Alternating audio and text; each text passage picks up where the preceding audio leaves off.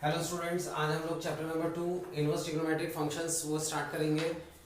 तो अब जो है इसमें एक एक वर्ड के ऊपर पहले हम देखते हैं कि ना इसका मतलब क्या है। इनवर्स ट्रिग्नोमेट्रिक फंक्शंस, तो जो हमारे ट्रिग्नोमेट्रिक फंक्शंस होते हैं, जैसे कहीं पे ना sine theta is equal to x है, तो यहाँ पर थीटा जो है वो एक एंगल है और एक्स जो है वो एक नंबर है। ठीक है, तो ये हमारा ट्रिग्नोमेट्रिक फंक्शन है। तो इस वाले का अगर हम इनवर्स फंक्शन बनाएं तो उसको हम लोग इनवर्स ट्रिग्नोमेट्रिक फंक्शन बोलेंगे।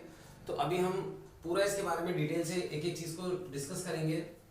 तो आप लोग ये ध्यान रखना कि ये ना एक एंगल है और ये जो है वो एक नंबर है। तो ये जो ट्रिग्नोमेट्रिक फंक्शन है ये क्या काम करता है, ट्रिग्नोमेट्रिक फंक्शन यहाँ पे साइन है, ऐसे ही cos tan cot sec cosec वो सब ट्रिग्नोमेट्रिक फंक्शंस हैं।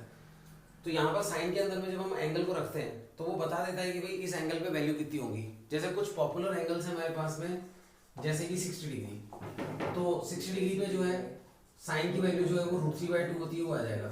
अगर कोई यहाँ पर जो है 150 डिग्री भी रखे तो भी उसकी वैल्यू आ जाएगी 1/2। अगर यहाँ पर कोई साइन 30 रखे तो उसकी वैल्यू भी आ जाएगी 1/2। तो एंगल हम इसके अंदर पुट कर रहे हैं, फंक्शन कौन है साइन, एंगल हम उसके अंदर पुट कर रहे हैं, तो हमारा प्रोडक्ट उसमें क्या निकल रहा है, प्रोडक्ट हमारा उसके अंदर में जो है वो नंबर्स आ रहे हैं। तो जो इसका इनवर्स फंक्शन है, जैसे इस वाले का इनवर्स फंक्शन बनाए तो उसके लिए हम साइन को उधर ले जाएंगे, तो उधर जाकर ये इस तरह से हम इसको लिखेंगे। और ये एक नया फंक्शन हमने बनाया है। कई लोग तो ऐसे बोल देते हैं कि ये उधर जाएगा तो पावर -1 आ जाएगी, जो एब्सोल्युटली गलत है। एक्चुअली यहाँ पर हमने एक नया फंक्शन बनाया है जो कि इस साइन फंक्शन का इनवर्स फंक्शन है। और ये जो -1 लिखा हुआ है ये इनवर्स फंक्शन का सिंबल है, पावर नहीं है -1। तो इस तरह से इनवर्स फंक्शन हमने बनाया है। अब क्या है कि हम पिछले चैप्टर में पढ़ चुके हैं, चैप्टर नंबर 1 में, कि अगर कोई भी फंक्शन है, ठीक है, उसमें अगर यहाँ पे कोई भी छूट गया तो वो फंक्शन नहीं है। और अगर यहाँ में एक में से 2 एरो अगर निकली तो भी वो फंक्शन नहीं है। तो फंक्शन के ऊपर ही 2 रिस्ट्रिक्शन होती है। तो ये फंक्शन के ऊपर में 2 रिस्ट्रिक्शन होती है। तो इस वजह से हम जो इनवर्स जब निकालते हैं, क्योंकि जब हम इनवर्स निकालते हैं तो आपको मालूम होगा बच्चों की, इनवर्स अगर डायरेक्ट फंक्शन हमारा यहाँ से यहाँ पे इस फंक्शन इस साइड से इस साइड में, तो जो इनवर्स फंक्शन है वो हमारा वापस इस वाले साइड से इसमें होता है। चलो यार एक बार लिख बताता हूँ। अगर फंक्शन हमारा ए से बी में है, ये हमारा ए है और ये बी है, तो हमारा जो इनवर्स है वो हमारा बी से जो है वो ए के अंदर होगा, दैट्स इट। तो इनवर्स हमारा जो है वो बी से ए के अंदर होगा। तो इसके अंदर में इनवर्स होने के लिए पिछले चैप्टर में से हमने पढ़ा है कि जो हमारा ये फंक्शन है वो 1 1 और ऑन 2 होना चाहिए। अगर वो 1 1 और ऑन 2 नहीं है तो इनवर्स नहीं निकलेगा। तो इन सारी बातों का मीनिंग ये है कि जो ये हमने ट्रिग्नोमेट्रिक फंक्शन लिखा है, ये ऐसा करते हैं, ट्रिग्नोमेट्रिक फंक्शन से डिस्कस नहीं करते हैं अपन, सीधे इसमें डिस्कस करते हैं। आपको आ जाएगा समझ में। यहाँ से और लंबा उसको लेंगे तो आपको और दिक्कत होगी। तो जैसा हमारे ये इनवर्स ट्रिग्नोमेट्रिक फंक्शन है, इसके अंदर मान लो कोई आपसे पूछ ले किसी कॉम्पिटिटिव एग्जाम में या किसी आईएएस के इंटरव्यू में पूछ ले कि साइन इनवर्स ऑफ 2 क्या होगा, पूछ ले कि भाई साइन इनवर्स ऑफ 2 क्या होगा, तो इसका आंसर होगा कि ये वैल्यू पॉसिबल ही नहीं है। क्यों पॉसिबल नहीं है, उसका एक बहुत अच्छा सा रीजन है कि ये आया कहाँ से, ये आया इससे कि sine theta is equal to x है। और हम ये जानते हैं कि साइन थीटा की वैल्यू कभी भी -1 और 1 के बाहर नहीं होती है। साइन थीटा जिसकी वैल्यू हमने यहाँ एक्स मानी है, तो x हमेशा हमारा किसको बिलोंग करेगा, -1 से 1 को बिलोंग करेगा। ठीक है, तो अगर यहाँ पर x को अपन 2 रखते हैं यानी -1 और 1 के बाहर रखते हैं तो वो गलत है। क्यों गलत है, अगर मान लो कोई आपसे पूछ रहा है कि साइन इनवर्स ऑफ 2 की वैल्यू बताओ, तो हम क्या करते हैं, इसको इधर ले आएंगे तो sine theta is equal to 2 हो जाएगा। तो अब इस इक्वेशन को देखो, क्या किसी एंगल पे साइन 2 हो सकता है, नहीं हो सकता। तो इस वजह से गलत है। अगर वो आपसे ये पूछ रहा है ना, तो इन अदर वर्ड्स वो यही पूछ रहा है। इनवर्स फंक्शन का मतलब क्या होता है, एक सिंपल भाषा से बताता हूँ। जैसे एक डायरेक्ट फंक्शन है जिसमें कहा गया है कि राम ने रावण को मारा, राम ने रावण को मारा। ठीक है, तो इनवर्स फंक्शन में क्या होता है, ये हो जाता है कि रावण राम के द्वारा मारा गया। फैक्ट वही रहता है, बस उसको लिखने का तरीका अलग हो जाता है। तो अगर मान लो आप इनवर्स के अंदर कोई चीज़ समझ नहीं पा रहे हो तो आप उसको सिंपल वाले में चेंज कर लो, इनवर्स वाले में बदल ले आओ।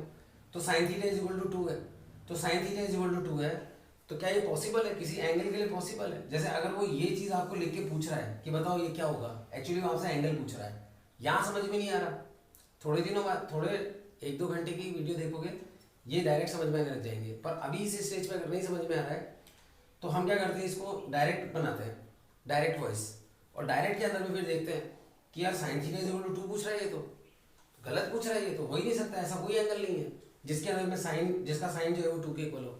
तो इसका मतलब ये है कि इस तरह से जो इन्वर्स फंक्शन हमने बनाया है उसके अंदर x को हम हर कुछ ही नहीं रख सकते हैं, उसके अंदर x की कोई ना कोई लिमिट होगी कि भाई इसके अंदर से इसके अंदर ही रख सकते हैं। तो x की इसके अंदर जो लिमिट है वो -1 to 1 है, तो वो लिमिट हमारी -1 से लेकर 1 के बीच में होती है। इसके बीच में अगर x रखोगे इंक्लूडिंग -1 and 1 तो हमारा ये जो है इन्वर्स निकलेगा, उसके बाहर का रखोगे तो हमारा इन्वर्स नहीं निकलेगा। ठीक है बच्चों, तो इस तरह से हम ये समझे कि भाई यहाँ पर जो है x के ऊपर में एक लिमिट है, x एक रेंज के अंदर होना चाहिए। तो वैसे इसका सही नाम बताऊँ क्या होगा, इसका सही नाम होगा डोमेन, क्योंकि x जो वैल्यू लेता है ना उसको हम डोमेन बोलते हैं, यानी कि जो इंडिपेंडेंट वेरिएबल जो वैल्यू लेता है उसको हम डोमेन बोलते हैं। अब उसके बाद में जो है x के बारे में हमने चर्चा कर ली, अब हम थीटा के बारे में भी चर्चा करेंगे। तो थीटा के बारे में चर्चा करने के लिए इस सबको मिटा देते हैं एक बार।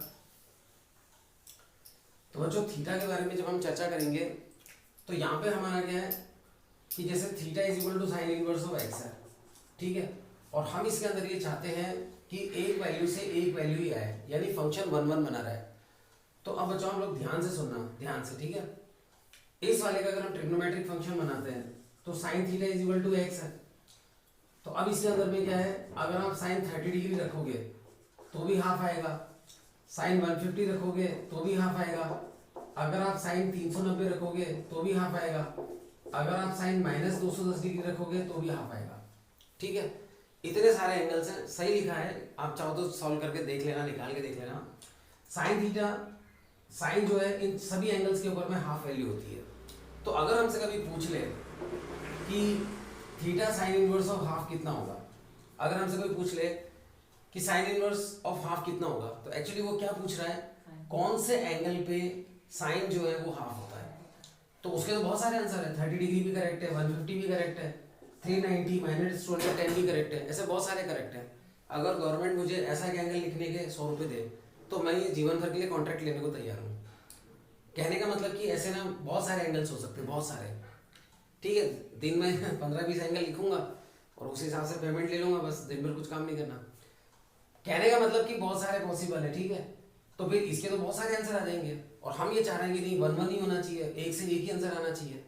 तो इस वजह से हमने क्या है, एंगल के ऊपर एक बंदिश लगा रखी है, ठीक है, एंगल के ऊपर एक बंदिश लगा रखी है। चलो मैं आपको समझाता हूँ।